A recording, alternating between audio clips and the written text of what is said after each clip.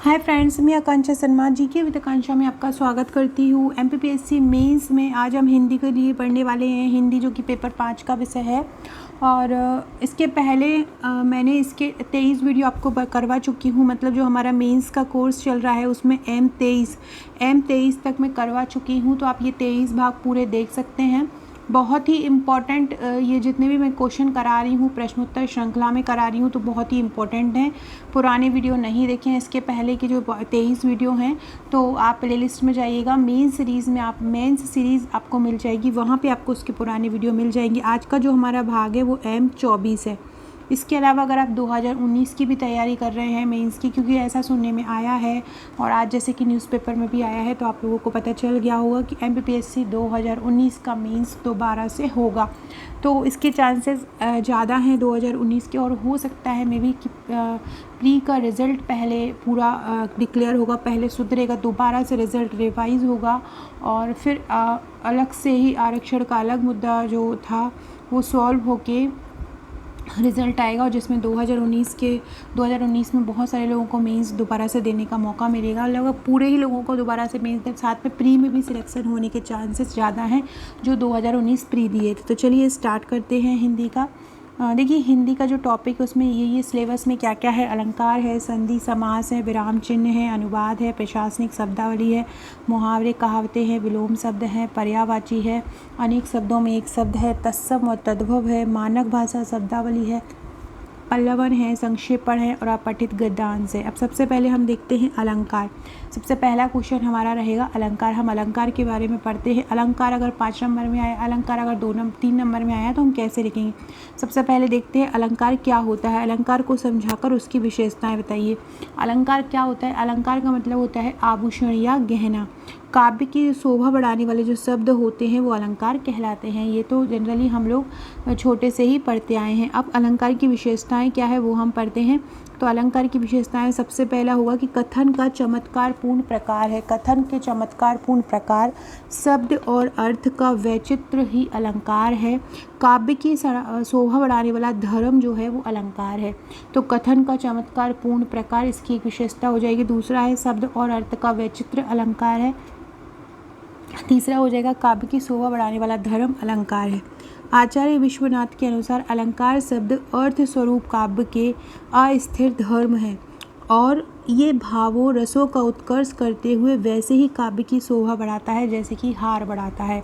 तो ये बोला है आचार्य विश्वनाथ के अनुसार। अगर ये हिंदी में 3 नंबर में आता है तो आप ये परिभाषा आचार्य विश्वनाथ के अनुसार भी दे सकते हैं। अब पूछते हैं आपसे अलंकार के भेद। तो आप ये टेबल पूरा देख सकते हैं। अलंकार के भेद में सबसे पहला आता है शब्दालंकार, दूसरा है उभयालंकार और तीसरा है अर्थालंकार। शब्दालंकार के पुनः 3 भेद होते हैं, अनुप्रास अलंकार, यमक अलंकार और श्लेष अलंकार।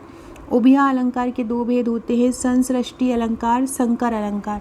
फिर अर्थ अलंकार के 3 भेद होते हैं, उपमा अलंकार, रूपक अलंकार और उत्प्रेक्षा अलंकार। अब हम इनके बारे में पढ़ते हैं। सबसे पहले देखते हैं शब्दालंकार। शब्दालंकार वो होते हैं काव्यों में जहाँ शब्द विशेष के प्रयोग से सौंदर्य की वृद्धि होती है वहाँ पर शब्दालंकार होता है। क्या बोल रहे हैं। काव्य में जहाँ शब्द विशेष के कारण सौंदर्य में वृद्धि होती है वहाँ पर शब्दालंकार होता है। अब शब्दालंकार हमने ऊपर देखे थे कि शब्दालंकार के भेद कौन कौन से हैं। शब्दालंकार के भेद है अनुप्रास, यमक और श्लेष। तो सबसे पहले हम शब्दालंकार में अनुप्रास अलंकार पढ़ रहे हैं। फ्रेंड्स आगे बढ़ने से पहले जिससे मैं ये पढ़ा रही हूँ मैं बता दूँ, ये मेरा एमपीपीएससी मेंस का पैकेज है। एमपीपीएससी मेंस के पैकेज में आपको 41 बुकलेट मिलती हैं। एक सेकेंड रुकिएगा। 41 बुकलेट मिलती हैं जिसमें से आपको 29 बुकलेट रहती हैं 5 नंबर और 11 नंबर की, और 12 बुकलेट रहती हैं 3 नंबर की।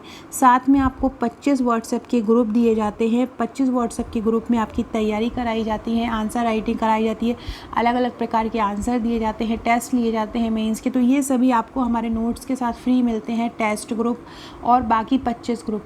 इसके अलावा ये जो वो पूरा पैकेज है ये हैंड रिटन है प्रश्नोत्तर श्रृंखला में, जैसे कि मैं वीडियो में पढ़ा रही हूँ। पूरा का पूरा सिलेबस कवर है पेपर फर्स्ट से लेके पेपर 6 मतलब निबंध तक। तो आप ये मंगवा सकते हैं। 41 बुकलेट, भारत में कहीं भी रहते हो आप मंगवा सकते हैं। इसकी प्राइस 11,999 है और ये पूरा हैंड रिटन है। कॉपी होके आपके पास आएगा। 41 बुकलेट रहेंगी या आपको मेरे को व्हाट्सअप करके मुझे पेमेंट करके स्क्रीनशॉट देना है और अपना एड्रेस भेजना है। और कहीं भी रहते होंगे आप 7 से 8 वर्किंग डेज़ में आपको ये मिल जाएंगे। सबसे पहला है अनुप्रास अलंकार। तो जिस काव्य रचना में एक ही वर्ण की 2 या 2 से अधिक बार आवृत्ति आती होती है, मतलब एक ही वर्ण या एक ही शब्द एक से ज़्यादा बार आता है, तो वहाँ पे क्या होता है, अनुप्रास अलंकार होता है। उदाहरण जैसे तर्रान तनुजा तट तमाल तरुबर बहु छाए। तो यहाँ देखो, यहाँ भी ता आ गया, यहाँ भी ता आ गया, यहाँ भी ता आ गया, यहाँ भी ता आ गया, यहाँ भी ता आ गया। ता शब्द बार बार आ रहा है, मतलब ता शब्द की पुनरावृत्ति हो रही है, तो यहाँ पे अनुप्रास अलंकार है। अगला है यमक अलंकार। तो काव्य में जहाँ एक ही शब्द बार बार आता है लेकिन हर बार उसका अर्थ जो होता है वो अलग अलग हो जाता है, वहाँ क्या होता है, यमक अलंकार होता है। यमक अलंकार का उदाहरण क्या है, माला फेरत जो गया गया न मन का फेर, कर का मन का डारी के मन का फेर।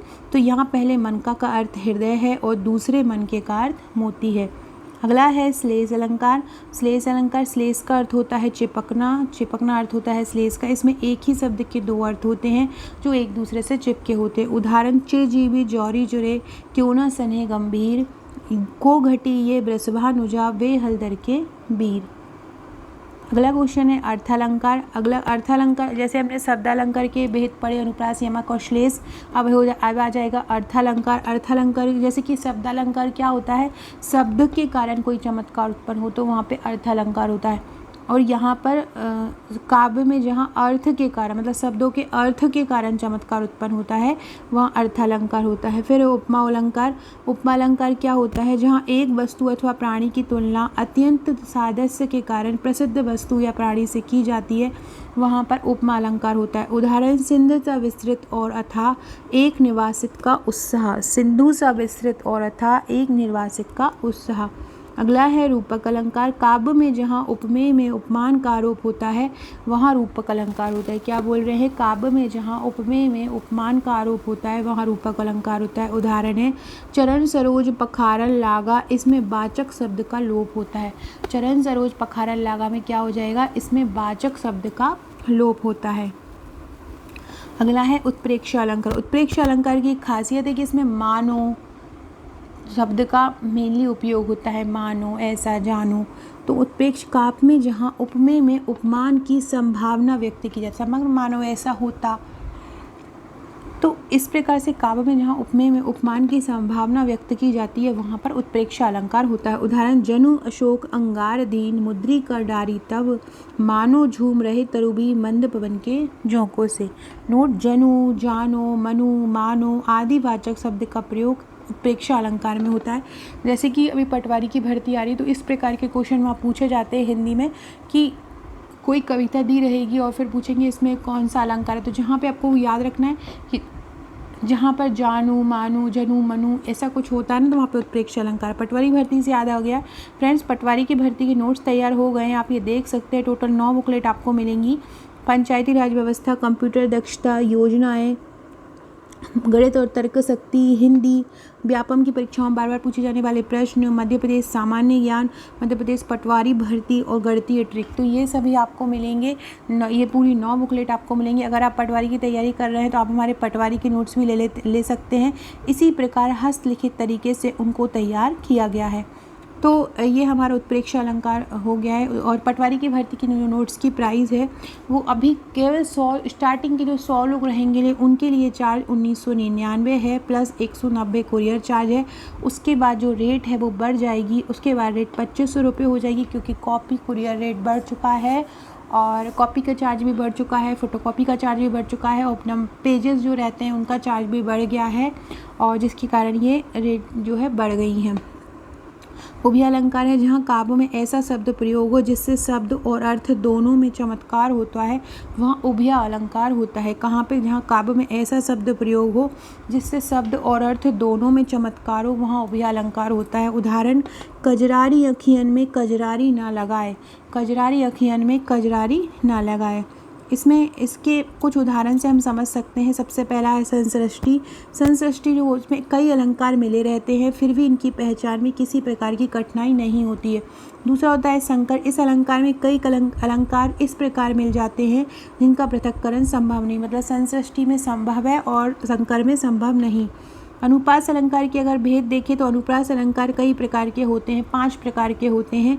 अनुप्रास प्रास मतलब होता है बार बार आने वाला वर्ण। इसके भेद होते हैं छेकानुप्रास, वृत्त्यानुप्रास, अंत्यानुप्रास, लाटानुप्रास और श्रुत्यानुप्रास।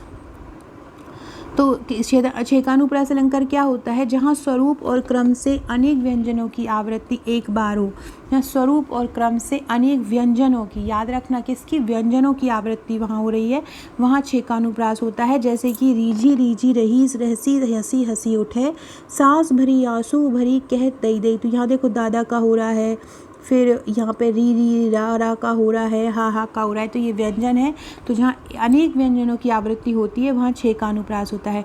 अगला होता है वृत्त्यानुप्रास। छेकानुप्रास में अलग अलग व्यंजनों की आवृत्ति होती है बार बार, और वृत्त्यानुप्रास अलंकार में एक ही व्यंजन की आवृत्ति होती है। फ्रेंड, डिस्क्रिप्शन बॉक्स में आपको हमारे WhatsApp, Telegram, Facebook, Twitter, Insta का लिंक मिल जाएगा, तो आप वहाँ से जुड़ जाइएगा। वहाँ आपको इंपॉर्टेंट नोटिफिकेशन, इंपॉर्टेंट PDF मिलता रहेगा।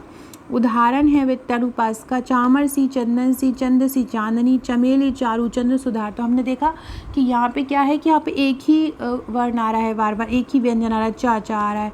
फिर लाटानुप्रास। लाटानुप्रास का मतलब है जब एक शब्द या वाक्य खंड की आवृत्ति उसी अर्थ में हो, वहाँ लाटानुप्रास अलंकार होता है। जैसे तेग बहादुर वहाँ वे ही थे गुरु पदवी के पास समर्थ। तेग बहादुर, यहाँ पे पूरा का पूरा शब्द या वाक्य, यहाँ शब्द या वाक्य पूरे की पुनरावृत्ति हो, वहाँ लाटानुप्रास अलंकार होता है। अगला है अंत्यानुप्रास, जहाँ अंत में तुक मिलती हो। अंत्यानुप्रास मतलब जहाँ अंत में तुक मिलती हो, जैसे कि लगा दी किसने आकर आग, कहा था तू संशय के अनाग। तो देखो आग और नाग तुक मिल रहा है, तो यहाँ पे क्या होगा, अंत्यानुप्रास। अगला है श्रुत्यानुप्रास, जहाँ कानों को मधुर लगने वाले वर्णों की आवृत्ति हो, वहाँ पे मतलब श्रुत्या मतलब सुनने योग्य हो, सुनने में अच्छा लगे, वहाँ पे होता है श्रुत्यानुप्रास। तो जहाँ कानों को मधुर लगने वाले वर्णों की आवृत्ति हो, जैसे दिनांत था ये दीनानाथ डूबते, सधेनु आते ग्रह ग्वाल बाल थे। तो फ्रेंड्स, इस प्रकार से हमने ये अपना अलंकार वाला ये वाला टॉपिक कंप्लीट किया। अब हमारा कल हम जो नेक्स्ट वीडियो पढ़ेंगे उसमें हम पढ़ेंगे उपमा अलंकार के अंग बताइए, रूपक अलंकार के भेद बताइए, उत्प्रेक्षा अलंकार के भेद बताइए, उपमा और रूपक में अंतर बताइए। इसके अलावा और भी अलंकार हैं तो वो हम कल पढ़ेंगे। बहुत ही इंपॉर्टेंट ये अलंकार का क्योंकि यहाँ से क्वेश्चन आता है। मैंने हर अलंकार, चाहे वो मतलब बहुत ही अंदर से, जहाँ जो बुक्स में भी नहीं होता है, बहुत सारी बुक्स में नहीं होता है, वो भी मैंने यहाँ पे कंप्लीट किया है। बहुत सारी बुक्स की मैंने हेल्प ली है, साथ में गूगल को मैंने क्लिक करके ये सब आपके लिए तैयार किया है। तो अभी अगर लेना चाहते हैं तो आप मुझे व्हाट्सअप कर सकते हैं। मेरा व्हाट्सअप नंबर है 6260190190। इसके अलावा आप प्री या पटवारी के नोट्स भी लेना चाहते हैं तो आप मुझे व्हाट्सअप कर सकते हैं। Okay friends, thank you.